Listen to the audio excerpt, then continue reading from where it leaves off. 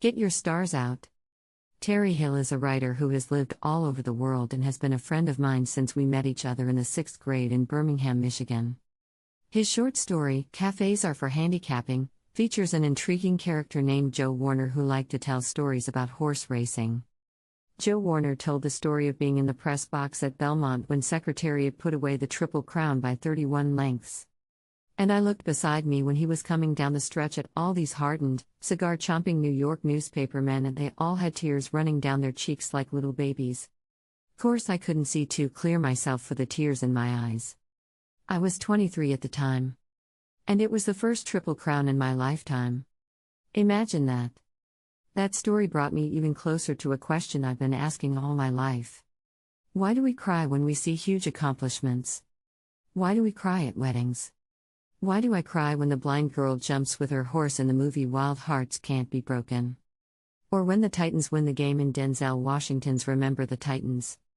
Why did those sports writers cry to see that horse win by 31 lengths? This is my theory: we weep for the winner inside of all of us.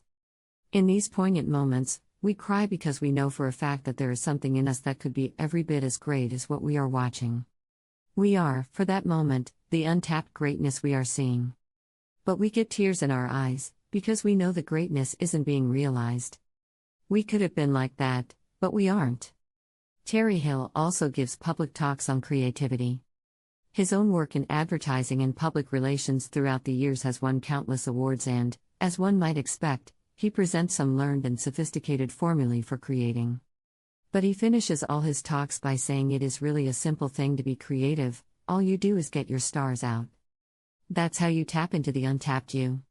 His references to Seymour, an introduction by J_D_Salinger. Seymour is writing a letter to his brother Buddy, who has chosen to become a professional writer. Seymour tells his brother that writing has always been more than a profession, that it has been more like Buddy's religion. He says that Buddy will be asked two very profound questions when he dies about the writing he was doing. 1. Were most of your stars out? And 2. Were you busy writing your heart out?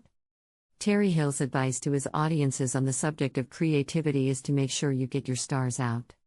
This is another way of saying let the stars that are in you shine freely. Don't force them out. Just let them shine. Although Hill's audiences are usually advertising people and writers, his recommendations apply to all of us. Our lives are ours to create. Do we want to create them in a lackluster way, or do we want to be inspiring? When we write our plans and dreams, we need to write our hearts out. In shooting for the stars, it's time to get a bit wild. Wild hearts can't be broken. Thanks for watching. Please like, share and subscribe.